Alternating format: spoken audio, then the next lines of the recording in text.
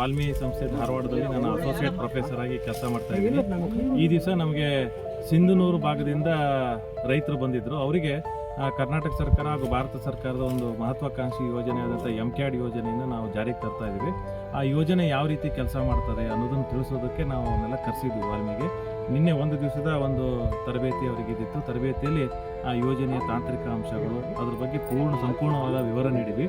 ತದನಂತರ ಅದೇ ರೀತಿ ಯೋಜನೆಯನ್ನು ಇಂಪ್ಲಿಮೆಂಟ್ ಮಾಡಿರುವಂಥ ಈ ಗದಗ ಭಾಗದಲ್ಲಿ, ಲಕ್ಕುಂಡಿ ಭಾಗದಲ್ಲಿ ಸಿಂಗ್ಟಾಲೂರು ಏತ ನೀರಾವರಿ ಯೋಜನೆ ಇದೆ.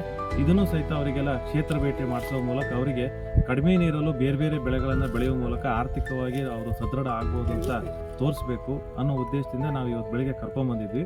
ಇವತ್ತಿನ ಬೆಳಗಿನ ದಿವಸ ನಾವು ಸಿಂಗ್ಟಾಲೂರು ಯೋಜನೆಯ ಝೋನಲ್ಲಿ ಭೇಟಿಯಾದ್ವಿ. ನೆಟಾಫಿನ್ ಕಂಪನಿ ಇರ್ಬೋದು ಹಾಗೂ ಕರ್ನಾಟಕ ನೀರಾವರಿ ನಿಗಮದ ಎಲ್ಲ ಅಧಿಕಾರಿಗಳು ಉಪಸ್ಥಿತರಿದ್ದು ಆ ಯೋಜನೆ ಎಲ್ಲ ತಾಂತ್ರಿಕ ಅಂಶಗಳನ್ನು ರೈತರಿಗೆ ತಿಳುವಳಿ ಹೇಳುವಂಥ ಕೆಲಸ ಮಾಡಿದ್ದಾರೆ. ಕಡಿಮೆ ನೀರಲ್ಲಿ ಬೇರೆ ಬೇರೆ ವಿವಿಧ ಬೆಳೆಗಳನ್ನು ಯಾವ ರೀತಿ ಬೆಳ್ಕೋಬೋದು ಅನ್ನೋದನ್ನು ಸಂಪೂರ್ಣ ಮಾಹಿತಿ ನೀಡಿದ್ದಾರೆ.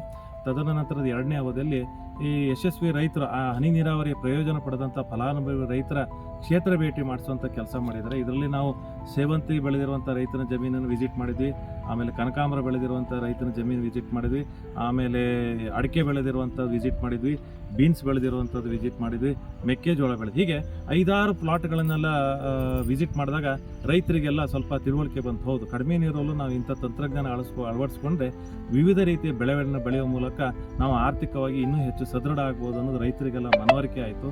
ಭಾಳ ನಮ್ಮ ಭಾಗ ರೈತ ಸಿಂಧನೂರು ಭಾಗ ರೈತರು ಇದನ್ನೆಲ್ಲ ನೋಡಿಬಿಟ್ಟು ಈ ಭಾಗದಲ್ಲಿ ಮಳೆ ಕಡಿಮೆ ಇದ್ರೂ ಸಹಿತ ಇಂಥ ಹನಿ ನೀರಾವರಿಯಲ್ಲಿ ಇಂಥ ಬೆಳೆದಿದ್ದಾರೆ, ನಮ್ಮದೆಲ್ಲ ಕಪ್ಪು ಮಣ್ಣಿನ ಭೂಮಿ ಇರೋದ್ರಿಂದ ನಾವು ಇನ್ನೂ ಚೆನ್ನಾಗಿ ಮಾಡ್ಬೋದು ಅನ್ನೋ ಅವರಿಗೆಲ್ಲ ಒಂದು ಆತ್ಮವಿಶ್ವಾಸ ಬಂತು ಅಂತ ನಾನು ಹೇಳಲಿಕ್ಕೆ ಇಷ್ಟಪಡ್ತೀನಿ.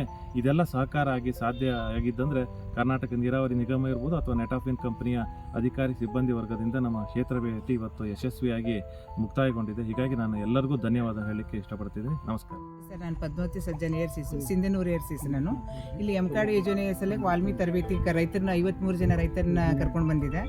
ಅಲ್ಲಿ ಒಂದು ದಿನ ತರಬೇತಿ ಮುಗಿಸಿದ ನಂತರ ತದನಂತರ ಇಲ್ಲಿ ಸಿಂಟಲ್ನೂರು ಏತ ನೀರಾವರಿ ಸಂಘಕ್ಕೆ ನಾವು ವಿಸಿಟ್ ಕೊಟ್ಟಿದ್ದೆ. ಅಲ್ಲಿ ರೈತರನ್ನು ಮತ್ತು ಇದು ಹೊಲಗಳಿಗೆಲ್ಲ ಹೋಗಿ ಸೇವಂತಿ ಬೆಳೆದರು, ಮತ್ತು ಬಾಳೆ, ಕಬ್ಬು ಮತ್ತು ಮೆಕ್ಕೆಜೋಳವನ್ನು ಬೆಳೆದಾರೆ. ಅದೇ ರೀತಿ ನಮ್ಮ ರೈತರನ್ನು ಬೆಳಿರಲಿ, ನಮ್ಮ ರೈತರು ಚೆನ್ನಾಗಿರಲಿ ಅಂತ ಹಾರೈಸಿ ತಮ್ಮೆಲ್ಲರ ಸಹಕಾರ ಅದ. ಮತ್ತು ಅವಾಗಾದ್ರೂ ಬಂದಾಗ ನಾವು ಫೋನ್ ಕರೆ ಮಾಡಿದಾಗ ತಾವು ಫೋನ್ ಎತ್ತಿ ನಮಗೊಂದು ಸಂದೇಶವನ್ನು ತಿಳಿಸ್ತೀರ ಅಂತ ಆತ್ಮವಿಶ್ವಾಸ ನನಗಿದೆ. ಇಷ್ಟೊತ್ತು ನಮಗೆ ಸಮಯ ಕೊಟ್ಟದಕ್ಕೆ ಮತ್ತೊಮ್ಮೆ ತಮ್ಮೆಲ್ಲರಿಗೂ ಧನ್ಯವಾದಗಳು. ನಾವು ಬಾದಲಿ ಟು ಒಳಬಳ ಅರೆಟ್ನೂರು ಗ್ರಾಮದಿಂದ ಈ ಯೋಜನೆ ವಾಲ್ಮೀಕಿ ಯೋಜನೆಗೆ ಇವು ಸಾಬ್ರು ಕರೆಸಿದ್ರು. ಅದಕ್ಕಾಗಿ ನಾವು ಅದನ್ನು ತಿಳ್ಕೊಳ್ಳೋಕೆ ಸಿಂಗಾಲಟೂರು ಯೋಜನೆ ಮತ್ತು ಬಂದು ಕಾಸಿ ಇಲ್ಲೆಲ್ಲ ಇದ್ರ ಬಗ್ಗೆ ಏನಪ್ಪ ಅಂದರೆ ಇಲ್ಲಿ ಮೆಕ್ಕೆಜೋಳ, ಶಾವಂತಿ ಹೂವು, ಇಲ್ಲಿ ಇದು ಬೀನ್ಸ್, ಇವೆಲ್ಲ ಹನಿ ನೀರಾವರಿಯಿಂದ ಬರ್ತಕ್ಕಂಥ ಬೆಳೆಗಳು. ನಮ್ಮದು ಏನೈತೆ ಎಲ್ಲ ಸೌಭೂಮಿಯಾಗಿ ಹೆಚ್ಚು ನೀರಾವರಿಯಿಂದ ನಾವು ಎಲ್ಲ ಹಿಂದುಳಿದೀವಿ, ನೀರದೇವೋ ಹಿಂದುಳಿದೀವಿ. ಆದರೆ ಈ ರೀತಿ ಎಲ್ಲರೂ ಮಾಡ್ಕೊಂಡ್ರೆ ನಾವು ಈ ಥರ ಆಗ್ಬೋದು.